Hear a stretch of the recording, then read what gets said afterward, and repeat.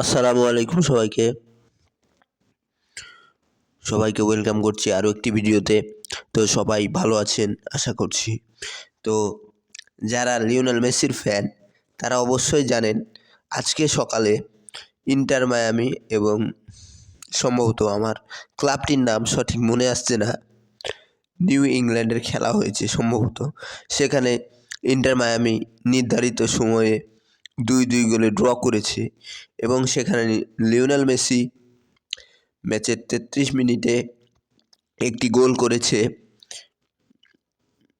এবং খেলাটি শেষ পর্যন্ত 2-2 গোলে ড্র হয়ে টাইব্রেকারে ইন্টার মায়ামি সেখানে জয়লাভ করে। লিওনেল মেসি এবং লুইস সুয়ারেজ ম্যাচের 66 মিনিটে মাঠ থেকে উঠে যায়।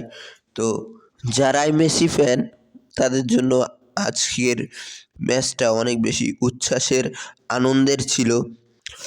আমি ব্যক্তিগতভাবে অনেক দুঃখিত, কারণ মেসি বস এতদিন পর মাঠে ফিরেছে, কিন্তু আমি সত্যি কথা বলতে আমি ওই ম্যাচটি দেখতে পারিনি, কারণ আমার বাসার নেটের সমস্যা ছিল এবং আমি মনে করেছি রাত্রে খেলা।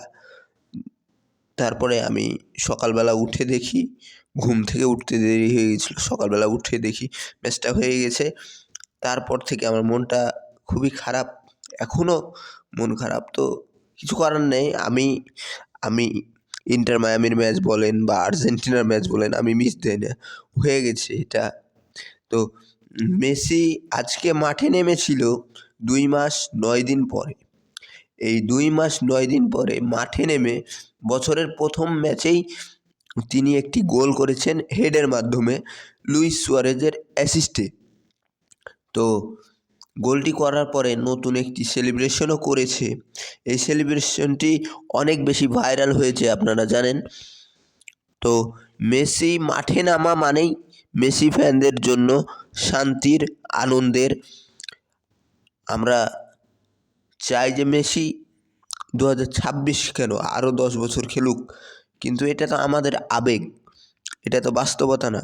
বাস্তবতা হচ্ছে যদি সব কিছু ঠিক থাকে তাহলে লিওনেল মেসিকে আমরা 2026 বিশ্বকাপে দেখতে পারবো। তো সব কিছু মিলিয়ে একটি দুর্দান্ত দিন গেছে বলতে পারেন মেসি ফ্যানদের জন্য, কারণ মেসি এতদিন পরে মাঠে নেমেছে। মেসির ওই যে কোপা আমেরিকার ইনজুরির পর থেকেই মেসি আরও ভয়ঙ্কর। তো একটা কথা আছে, ঘুমন্ত বাঘ যদি জেগে যায় তাহলে তার শিকারের ক্ষুধা কিন্তু আরও বাড়তে থাকে। তো মেসির ক্ষেত্রেও বিষয়টি এরকমই হয়েছে। সম্ভবত ফেব্রুয়ারি মাসের দিকে আরও খেলা আছে ইন্টার মায়ামির। তারপরে তো মার্চে উরুগুয়ে এবং চিরপ্রতিদ্বন্দ্বী ব্রাজিলের সাথে বিশ্বকাপ বাছাই পর্বের ম্যাচ আছে। এর মাঝে তো ক্লাব ফুটবলের আর্জেন্টাইনদের ম্যাচ রয়েছে। তো দেখা হবে নেক্সট ভিডিওতে। সেই পর্যন্ত সবাই ভালো থাকবেন, সুস্থ থাকবেন। ধন্যবাদ, বাই।